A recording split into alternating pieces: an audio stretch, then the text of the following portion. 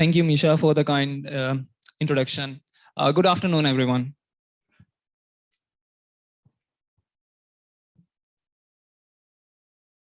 So we all had this moment in life where we wondered, what if I knew? And I want us to follow that thought. And I want to ask this question to you. And the question is, what if you knew? Here's the data of that shows price of Bitcoin. What if you bought one Bitcoin for 18.5 lakh on start of October 2020? What if you sold one Bitcoin next year in November 2021? You would have an ROI of 500%. That's great. What if you could go back in time and bet against US stock market in 2007 stock market crash and earn an estimated $15 billion? What if you could go back in time and buy stocks in 2008 downfall on big discount like Warren Buffett? Well, desire to know future isn't new. It's been with us since the dawn of civilization. Our ancestors, when they looked up in the sky, they saw a field of lights. And they couldn't help but wonder what they were. And they saw the movements and the patterns were predictable. So it was logical for them to think that these had effect on our lives. And they saw that these can be used to predict the tides, the season, the harvest. And what is astrology but a very naive attempt at modeling time series? Here's a painting of Pythia, a priestess in Greek civilization. Nobles would seek her guidance, make offerings to her so they can get fortune. And you might be thinking this is just so out of date and really not relevant, but hold that thought.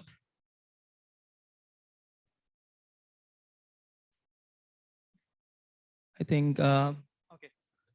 So here's the data that shows birth rate in Taiwan.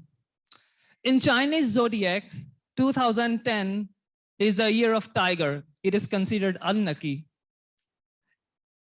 2012, so the birth rate is low, and 2012 is considered year of dragon. It's lucky. And you can see the birth rate is high.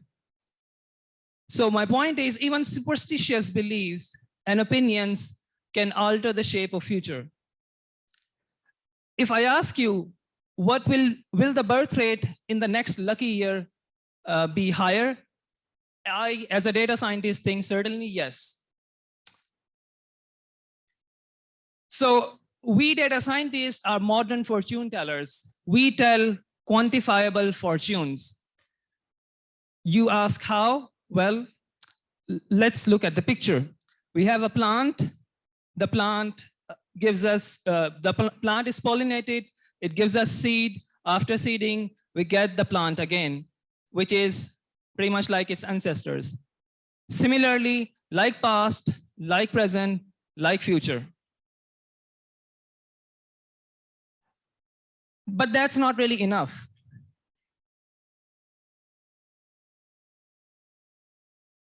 We look at the underlying random variables that we're trying to model. With variational inference, we are able to model the latent variables, and then we are able to model the uncertainties. We all remember the incident back in like a year ago. Uber had a crash, autopilot program, they had a crash, but the system did not have the integrated uncertainty model in it. It's very important that we do not just rely on predictions. We need to tell how certain we are along with the prediction. We need to show the confidence intervals. And and after looking at the confidence intervals, we can then take the decisions whether we should rely on the forecast that we are giving or not. Very important. Now, let's look at the graph that we have here. It's actually ice cream sales versus shark attacks.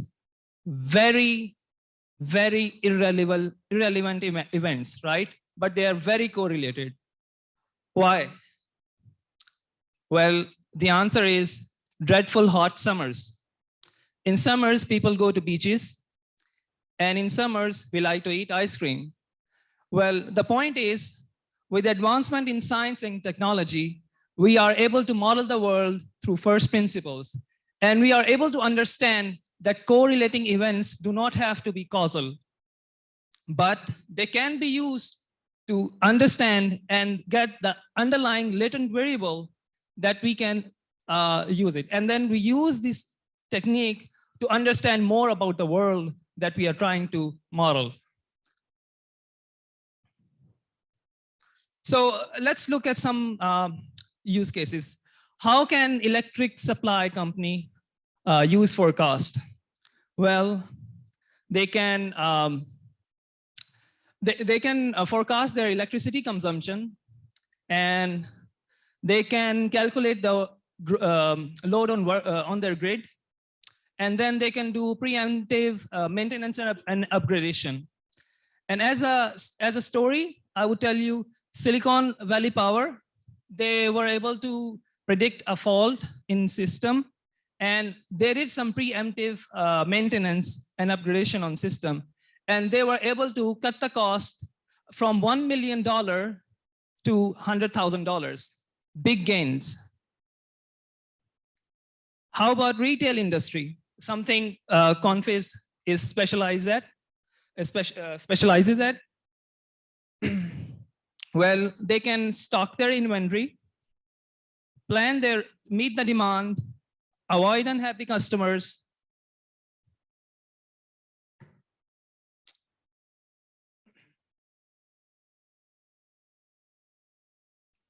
and increase their revenue and sales. Almost all industries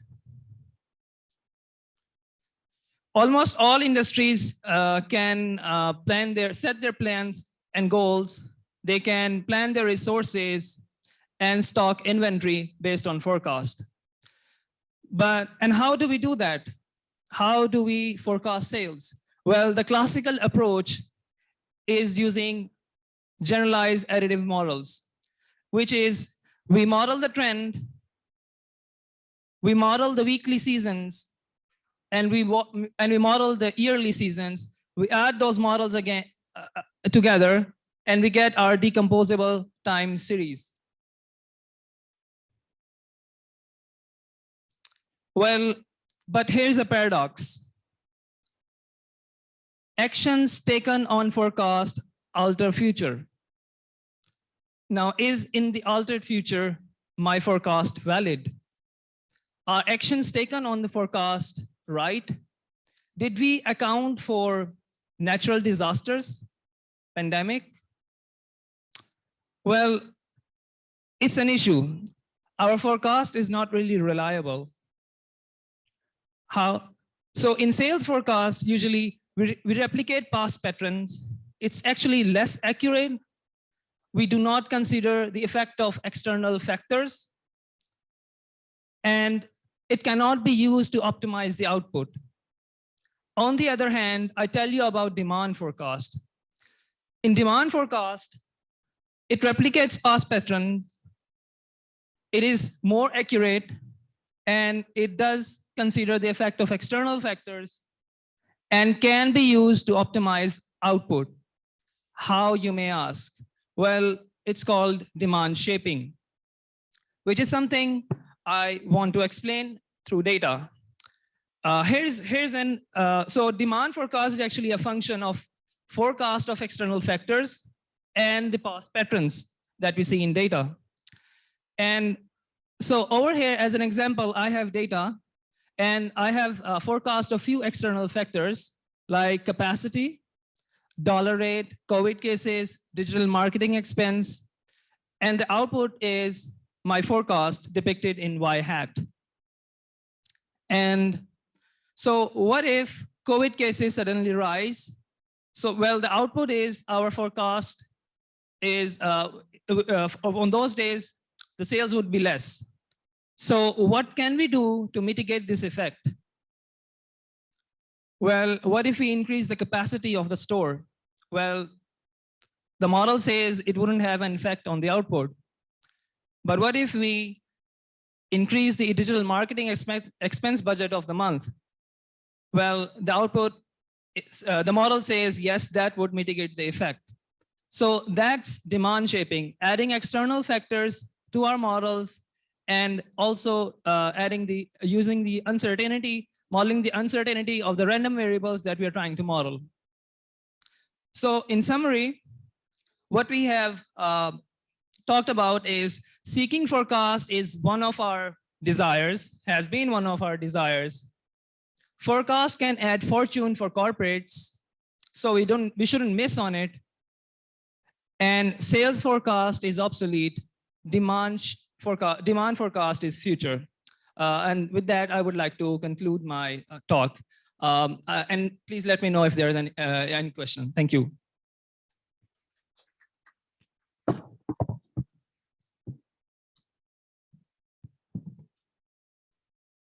Thank you, Jawad. Do we have any questions from the audience? No, okay.